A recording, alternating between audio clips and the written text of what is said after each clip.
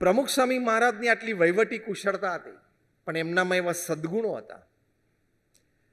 મહંત સ્વામી મહારાજની આટલી વહીવટી કુશળતા છે, પણ સદ્ગુણો હતા. પ્રમુખ સ્વામી મહારાજને પૂછ્યું કે કયો વિચાર તમારા મનમાં હંમેશા રહે છે? એમણે કહ્યું કે જે વિચાર મને ક્યારેય નથી આવ્યો હું કહું. That was interesting.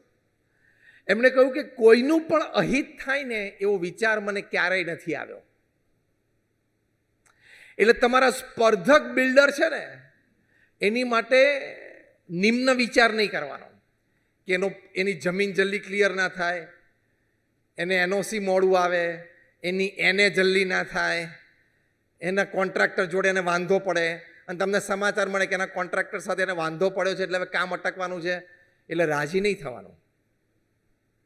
એ વખતે જો તમે થોડાક પણ રાજી થયા ને તો તમે માણસ તરીકે બહુ ચીપ માણસ છો, બહુ હલકા માણસ છો. તમે વેપાર મોટો કરી લીધો એટલે માણસ પણ આપણે શ્રેષ્ઠ બની ગયા એવું નથી. તમારે એમ પ્રાર્થના કરવાની કે મારો જે મુખ્ય સ્પર્ધક છે ને એને 2 પ્રોજેક્ટ વધારે મળે. કેમ? એટલે મને પણ બીજા 2 પ્રોજેક્ટ કરવાની શક્તિ પ્રગટ થાય.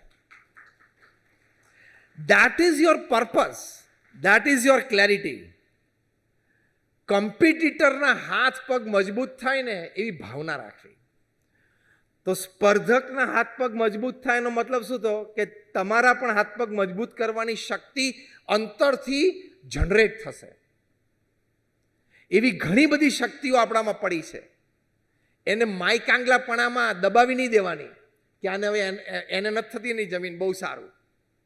આનો કોન્ટ્રાક્ટર જોડે એને વાંધો પડે ને, બહુ સારું. એની સામે 2-3 જણાએ કેસ કર્યો છે ને, બહુ સારું. એવું નહીં વિચારવાનું, એ હલકો વિચાર કહેવાય. એવું તો રાત્રે 12 વાગે રોડ ઉપર બધા માણસો ઘરમાં જતા રહે અને સુમસાન રોડ થઈ જાય પછી રોડ ઉપર કૂતરાઓ એ જ કરે છે.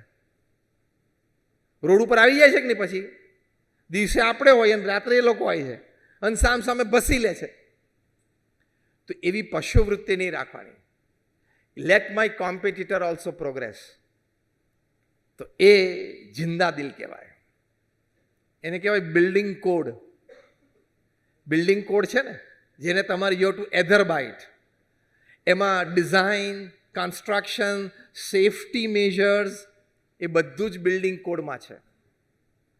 જેમ બિલ્ડિંગ કોડ છે ને એમાં એક લિવિંગ કોડ પણ હોવો જોઈએ કે મારું બિલ્ડિંગ હું બિલ્ડિંગ કોડ પ્રમાણે બનાવું છું, મારી લાઈફ પણ અમુક લિવિંગ કોડ પ્રમાણે બનાવવી પડે. એની માટે શ્રીમદ ભગવદ્ ગીતા છે, એની માટે મહાભારત ને રામાયણ છે. કે પ્રોફેશનલી હું એક ડેવલપર પણ છું અને વ્યક્તિગત રીતે એક ઉત્તમ મનુષ્ય પણ બનીશ. આપણને મળીને 2 માણસને આનંદ થવો જોઈએ, આપણા થકી 2 માણસને લાભ થવો જોઈએ. બાકી તો આ 70-80 વર્ષનું જીવન જે હમણાં પૂરું થઈ જશે. આપણા બધા જેવા મનુષ્યો પૃથ્વી ઉપર કેટલાય આવ્યા ને કેટલાય આવશે, હા કે ના? આખું અમદાવાદ શહેર આવતા 70 વર્ષમાં બદલાઈ જવાનું છે. માણસોની દ્રષ્ટિએ વાત કરું છું. આજથી 70 વર્ષ પછી અત્યારે જે અમદાવાદમાં છે 15, 20, 25 વર્ષમાં જે બધા કામ કરતા 20, 25 વર્ષના યંગસ્ટર્સ, એમાંના કોઈ નથી અને આપણે તો કોઈ નથી.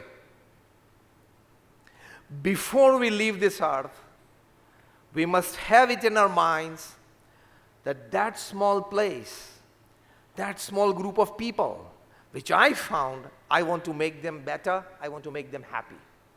એ જે નાની જગ્યા, એ જે થોડા લોકો મેં મારા જીવનમાં આવ્યા એને હું વધારે સુખી કરી શક્યો, that is your quality as a human being. એટલે બિલ્ડિંગ કોડ પ્રમાણે આપણે ફાઉન્ડેશનથી એસ્થેટિક્સ સુધી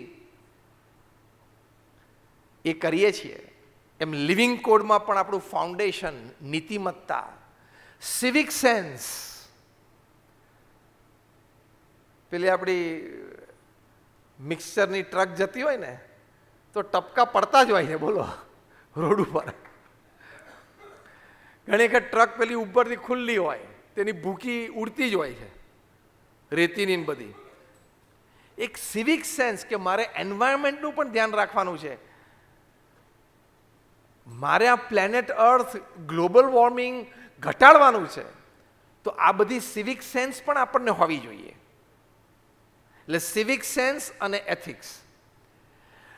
તમારા બિલ્ડિંગમાં તમે 2 ટાવર બાંધ્યા અને 2 ટાવરમાં ભેગા થઈને સમજી લો કે ધારો કે 100 ફેમિલીઝ રહે છે.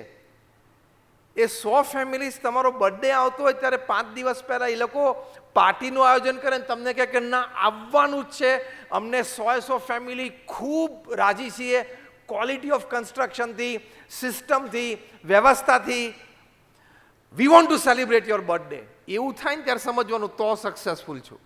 બાકી માટીના ઢેફા તો કેટલાય ઊભા કરી દે છે. Let me be very very clear.